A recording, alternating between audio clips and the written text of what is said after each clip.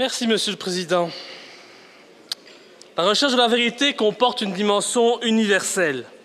Par contre, les mensonges et les logorrhées stériles ne dépassent pas l'enceinte de ce Parlement. Quand on entend certains propos de ceux qui ont pris la parole avant moi, je suis estomaqué et on comprend très bien quel est aujourd'hui le combat de ce Parlement. Et puisque ce discours est un discours de vérité, j'espère qu'il sera transmis aux Ukrainiens, car ils ont le droit de savoir à quelle sauce ils risquent d'être mangés en cas d'adhésion de leur pays à l'Union européenne. Vous êtes presque tous des européanistes convaincus et des petites mains du nouvel ordre mondial. Ce n'est donc pas à vous que je vais m'adresser, mais en priorité au peuple, et en particulier au peuple ukrainien. À mes amis ukrainiens, je voudrais leur dire qu'ils doivent se battre pour conserver leur indépendance, qu'il ne faut pas qu'ils faiblissent face à l'ingérence de l'Union européenne et des États-Unis. Aujourd'hui, les Ukrainiens sont libres. Ils ne doivent pas accepter la dictature de Bruxelles. On voudra vous vendre, bien entendu, le modèle européen. On vous parlera de démocratie, de liberté, de droits de l'homme, etc. Mais ce ne sont que des leurres. Nous, les Belges, nous sommes les victimes du totalitarisme financier de l'Union européenne. Le peuple belge n'est plus souverain.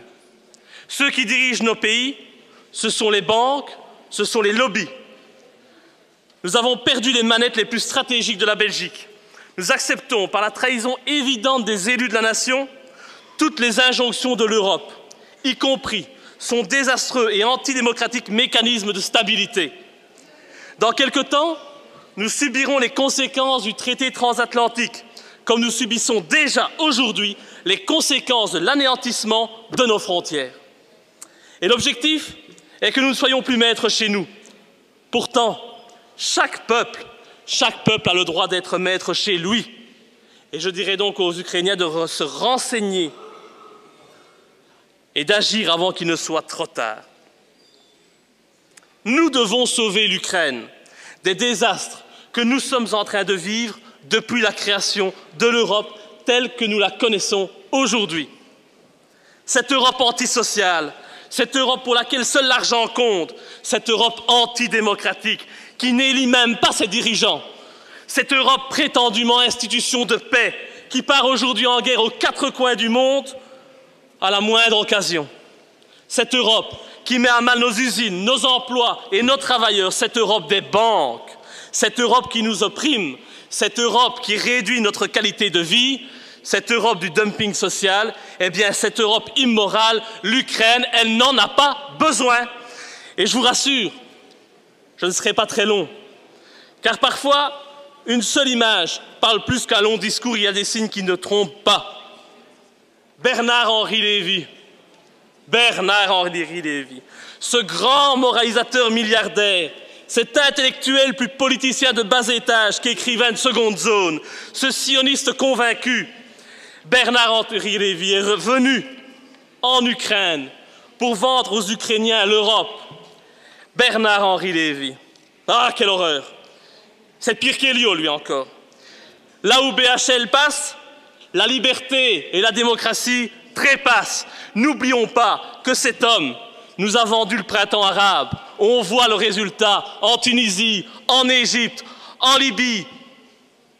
Qu'ils ne viennent pas maintenant nous vendre le printemps ukrainien. Et si vous ne voulez pas vivre le cauchemar libyen, syrien, libanais, palestinien, le drame africain et bien sûr le drame grec, italien, espagnol ou portugais, dois-je rappeler aujourd'hui que des Espagnols traversent le détroit de Gibraltar pour aller travailler au Maroc. Imaginez, à cause de la crise, cette crise que vous créez. Eh bien, je dirais aux Ukrainiens de fuir, fuyez tant qu'il est temps, fuyez ce Sayanim comme la peste et battez-vous pour vos droits, votre culture et votre indépendance. Un autre Sayanim, Jacques Attali, lui, il se vantait à l'université participative en 2011 d'avoir participé à la rédaction du traité de Maastricht et d'avoir soigneusement fait en sorte de rendre les démarches quasi insurmontables pour les pays européens qui aurait, selon moi, l'excellente idée de sortir de l'Union. Il ne faut pourtant pas avoir peur de sortir de l'Europe via l'article 50 du traité sur l'Union européenne, comme le défend en France l'UPR de M. Asselineau. Sortir de l'Union européenne, c'est possible. Mais il vaut encore mieux ne pas y rentrer pour ceux qui ont encore le choix. BHL, Attali, des hommes qui, dans leur logique folle de fuite en avant, de concentration du pouvoir et des richesses par le haut, ont pour but de nous conduire à l'édification d'une gouvernance mondiale, d'un gouvernement mondial unifié autour de grands blocs économiques, de grandes unions mondialistes.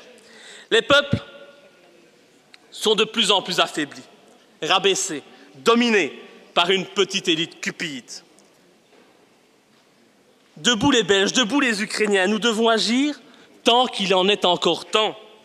Et donc, je suis persuadé que l'Ukraine ne doit pas rentrer dans l'Union européenne. Ce ne sera positif ni pour les Belges, qui risquent de voir déménager en Ukraine des entreprises attirées par les salaires de misère offerts aux Ukrainiens. Et ça, je suis étonné qu'aucun élu n'ait relevé cette situation. Nous sommes pourtant là pour protéger nos travailleurs.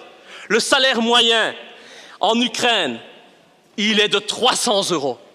300 €. Il faudrait le dire aux travailleurs belges. Chez nous, ce salaire moyen, il est de 2300 €. Je ne dois pas vous faire un dessin.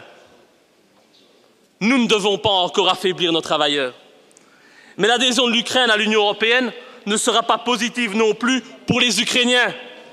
Aujourd'hui, les Ukrainiens sont libres de gérer leur pays comme bon leur semble. Bien sûr qu'il y a des difficultés, de la pauvreté. Il y en a ici aussi, je vous ferai remarquer. Mais l'Ukraine peut s'en sortir sans abandonner toutes ses prérogatives régaliennes. Aujourd'hui, l'Ukraine est vivante. Elle a son drapeau, rien que celui-là. Une économie qui peut se développer si elle se choisit de bons dirigeants. Dans l'Union européenne, l'Ukraine mourra. Le drapeau européen prendra la place du drapeau ukrainien. Et l'Ukraine mourra à petit feu comme nos pays sont en train de mourir. Et pour certains, la crise ukrainienne doit prendre fin car elle dure depuis 2 mois. C'est les socialistes qui ont dit ça. Qu'un pays comme la Belgique, qui a connu près de 2 ans de crise institutionnelle, de crise politique après les élections de 2010, ose critiquer la situation en Ukraine, mais c'est totalement risible. Et lors des discussions de cette résolution, certains en ont profité pour diaboliser la Russie, c'est facile, et traiter le gouvernement ukrainien actuel de totalitaire. Je trouve sincèrement que nous sommes très mal placés pour critiquer la Russie et donner des leçons de gouvernance à l'Ukraine.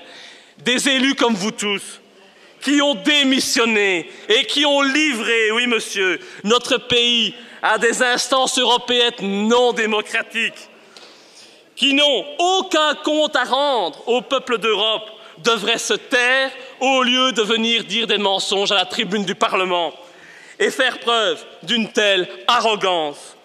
Peut-être que c'est à vomir, monsieur, mais moi c'est le projet européen qui me fait vomir. Et donc, nous n'avons aucune leçon à donner aux Russes et aux Ukrainiens. Enfin, certains membres de ce Parlement ont traité les responsables politiques ukrainiens de marionnettes de Poutine. Est-ce pire d'être la marionnette de Poutine que la marionnette des États-Unis, des Rothschild, des Bilderberg, etc., etc. Je ne le pense pas. Et une chose pour terminer. Dans ce Parlement, oui, monsieur, mais écoutez-moi jusqu'au bout. Hein. Vous parlez de démocratie, vous voulez la porter en Ukraine, respectez-la ici. Vous voyez? Ce ne sont que des mots. Ce ne sont que des mots. Vous le faites preuve aujourd'hui. Personne n'accepterait, comme vous n'acceptez pas que je vous dise vos 4 vérités, personne dans ce Parlement n'accepterait que l'Ukraine vienne nous donner des leçons dans nos querelles communautaires. Personne n'accepterait que l'Ukraine vienne nous dire comment nous devons gérer notre pays. Et l'Ukraine et la Russie, d'ailleurs, n'oseraient pas prendre les libertés que vous prenez, que vous osez prendre. Et donc, je n'ai qu'une chose à dire. C'est mes chers collègues, occupez-vous une bonne fois pour toutes de vos oignons.